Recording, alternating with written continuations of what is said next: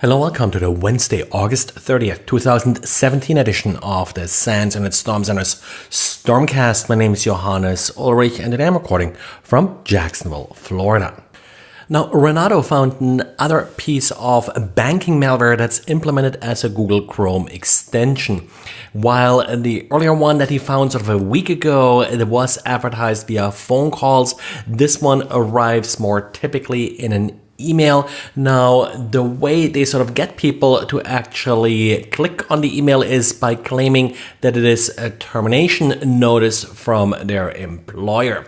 The initial email actually looks very much like a lot of other malicious emails that are being received these days. It's a zipped Visual Basic script. And that may be why they're flying a little bit under the radar, because these kind of zipped Visual Basic scripts are so common, it's hard to analyze them all. Now, the other sort of little twist here is that the downloader that's implemented with this Visual Basic script does already detect whether it's running on a virtual machine. Typically, I've seen this being done later down the row in the infection chain. If you are a virtual machine, then all you get back is a non-malicious JPEG file. However, if you are not running in a virtual machine, then further malware will be downloaded that will then install the Chrome extension.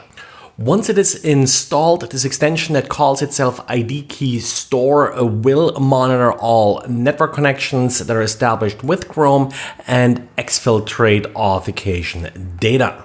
Now, Renato lives in Brazil, and the particular malware that he looked also had a very sort of specific Brazilian feature in that it intercepted what they call boletos. That's a compensation ticket that you issue to customers. So if someone is issuing one of those tickets, which is really just a barcode, it will send this barcode to the attacker. Lots of technical details here from Renato about how it all works and how it all ties together. So this was really just a quick overview of the high points of his analysis. And everybody these days is, of course, talking about containers and how to deploy applications within Docker. And with this rush into implementing these services, of course, security is often overlooked. Now, there are a number of possible configuration problems that are quite common when you're implementing Docker. And there's now a new tool to teach you about these issues. Vulnerable Docker VM is a Docker virtual machine that's specifically designed in order to teach people what the different configuration problems are. You can download this Docker image and then your task is to find various vulnerabilities. So it's pretty much a capture the flag game. Haven't played it myself yet, but sounds pretty interesting. And of course, particularly nice since you can download it and play it in your own system, so you don't have to deal with issues connecting to remote systems.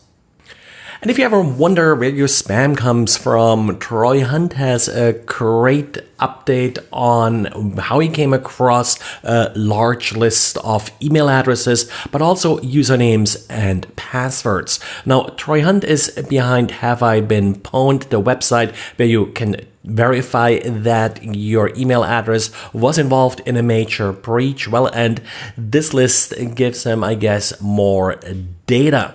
First of all, there are 711 million email addresses in that list. Now, that's not really the interesting part. A lot of spammers really just use random email addresses. So even if you're not in the list, you may still receive spam.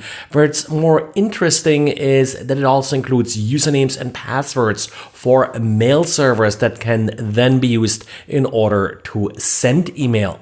Now, there are multiple files in this dump. One of them holds 29 million rows of email addresses and passwords. Now, Troy isn't 100% sure how many actual distinct records are in these files. There seems to be quite a bit of overlap, but nevertheless, it's gigabytes and gigabytes of email addresses and also email credentials. Since this was apparently used by a spammer, most of the email credentials are for mail servers. Some of them do include the mail server and the port to send the email to. There are also lists of just usernames and passwords. Of course, not really all that clear what is going on here, whether they are also used for email or whether the particular spammer here is just missing the mail server information for these accounts. And then, of course, the last few days, we have all observed the large disaster in Texas and the flooding that came with it. We are on the lookout for any scams, malware, and the like that tries to take advantage of it. If you come across anything, let us know. At this point, luckily, very little that we have seen. I've come only across one individual domain that looked a little bit suspicious, not really sure, that appeared to solicit for donations via a somewhat questionable PayPal account. No malware at this point, but of course this may change at any point. If you do see any samples, please send them to us. Well, and that's it for today. So thanks for listening and talk to you again tomorrow. Bye.